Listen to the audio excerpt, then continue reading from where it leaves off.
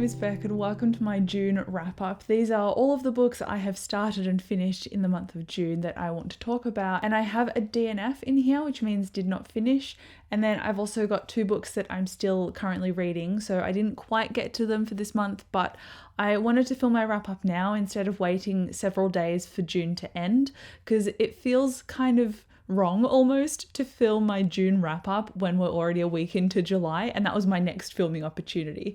So I thought, just gonna wrap it up now, and then I'm doing a reading vlog for a couple of these books. So if you want more info in the future, I'll just link that reading vlog. So without further ado, the books that I read this month. Coincidentally, I also have a reading vlog for this title and a few others. So the first 3 books, if you want more thoughts about them as I'm reading them, I will link that reading vlog. But I finished Bloom, and this is a queer graphic novel featuring a male-male romance. Actually, I lie. I shouldn't say featuring a romance because this is more about family. So it's about our main character Ari, and his family are running a bakery and they are not very wealthy. So they're struggling financially, and Ari is struggling with his own identity in terms of what he wants to do with his life.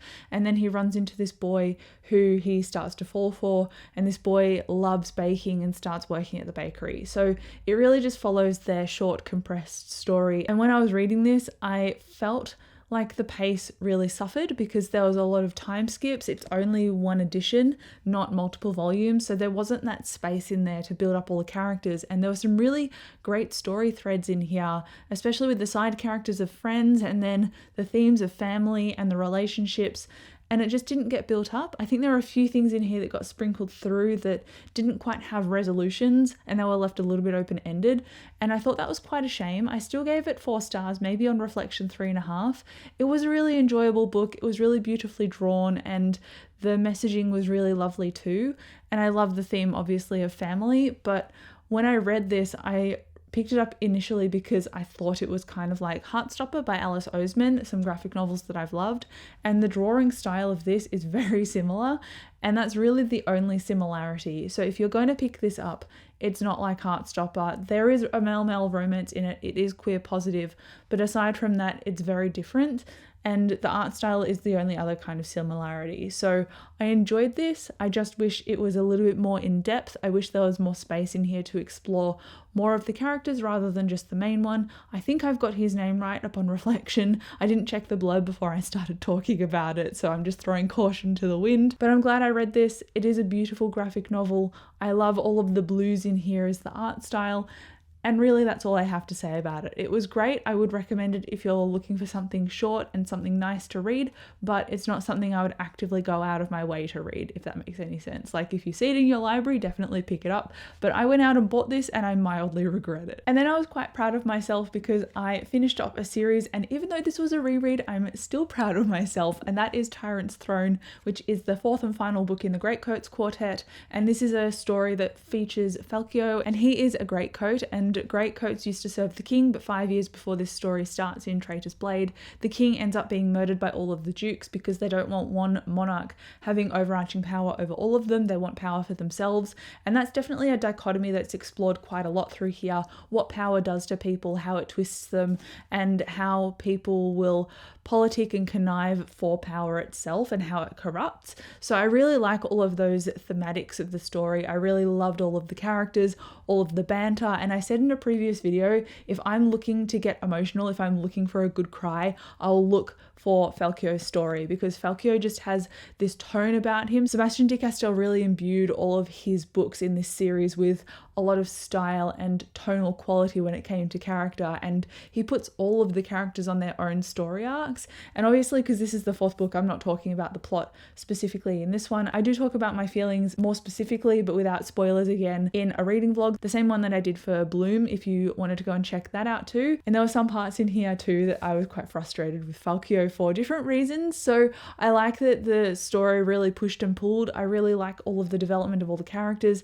I didn't initially remember why I found a bit of disparity with the ending, and then it happened and I was like, oh, that's why. I loved the ending, but there was one particular trope about the ending that generally I hate, And while I didn't love it in the end, it kind of worked for what the story was aiming for. So overall, it was a fitting ending. I really liked the series. Obviously, I gave this 5 stars because I've reread the whole lot and really enjoyed them.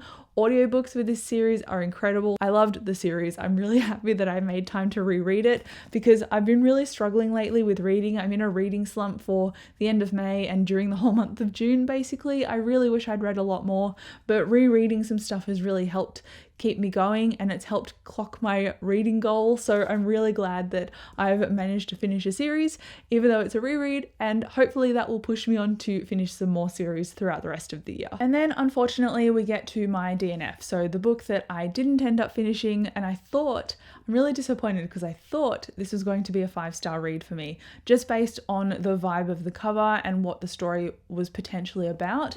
And that is The Bone Ships by R.J. Barker. I've seen this hyped up by a lot of people and I should just stop reading into the hype, but I just keep falling for it. So this follows a character who is 19 years old and he witnesses the murder of his father at sea, and he's trying to recover from that, not really doing very well. He's an alcoholic and his crew hates him, and then this woman comes along who is a rebel pirate queen or princess of sorts, and she kind of grabs him by the scruff of the neck, proverbially, not literally, but she forces him to start taking accountability for himself and responsibility, and takes a hold of his crew and starts to push the plot forward. That said though, this took like 100 pages to actually have some semblance of a plot. So a lot of the beginning was characters and setup, but what I found my issue was with this is that it just moved quite slowly. I didn't care about the characters.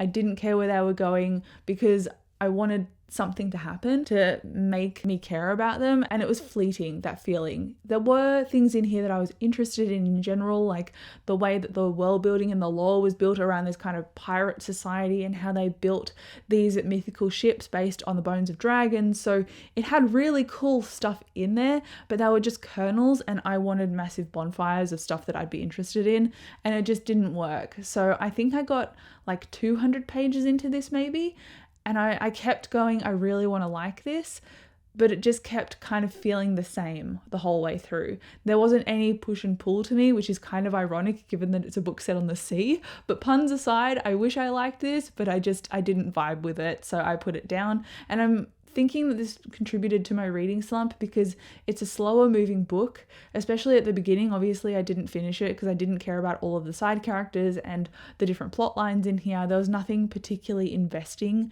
that I was intrigued by. It's just disappointing to think about. This definitely undercut my reading slump and pushed me further into it. So I'm disappointed that it did that, and I just really wanted to like this, and it was on my mid-year book freakout tag as something that I'm quite disappointed by. I'm just sad. And then next up we have Solitaire by Alice Oseman. I just talked about Heartstopper, comparing it to Bloom before, so it seems fitting that I talk about Solitaire. This is a book by Alice Oseman and it's her first young adult novel, whereas Heartstopper was actually a spin-off based on this book. So if you go into this, you're going to get spoiled for Heartstopper for the different points of where Nick and Charlie are at in their own story. So Heartstopper really acts like a prequel to this, even though this was published first. Apparently all of her books are somehow connected, but I don't know exactly how yet. I just know the Heartstopper connection for now. But I do want to go on and read more of her work. So, Solitaire is about Tori, and Tori in the Heartstopper books is Charlie's older sister. She's like 16, 17 years old, and this is from her perspective as she's trying to navigate high school. And while she's at school one day, this blog named Solitaire really just takes off and they start playing pranks. So it's about Solitaire and the pranks, and it's also about Tori and her friendship groups and her relationship with herself and her own mental health, and kind of being an observer rather than a participant in her life. And I liked her narration, but it still felt at times quite melancholy, and I found it difficult to connect with her in an empathy perspective. But it also really conveyed what it felt like to be mentally cut off from people and to second guess yourself and to be anxious. So I think the book just achieved too much what it was trying to push for, because it isolated me from how she was feeling, and that's kind of a feat given that Tori is isolating herself from everyone. So in a roundabout way, I really respect this book for capturing the tone of, I guess, high school and mental health in young people and friendships and different relationships and how difficult they can be. I'm being vague, obviously, because it is a contemporary and you don't want to know too much about a contemporary going into it. But I really liked this and I gave it 4 stars. I think it could have been 5 stars, but it just didn't quite light that fire for me. And I really wish it did, but I've got the rest of Alice Oseman's work to find that fire like I found with Heartstopper. So all things considered, Heartstopper, all of the volumes so far have been 5 stars for me. This was a 4. So Alice Oseman is really hitting high in authors that I'm enjoying the work for. So I'm looking forward to going out and buying the rest of her stuff.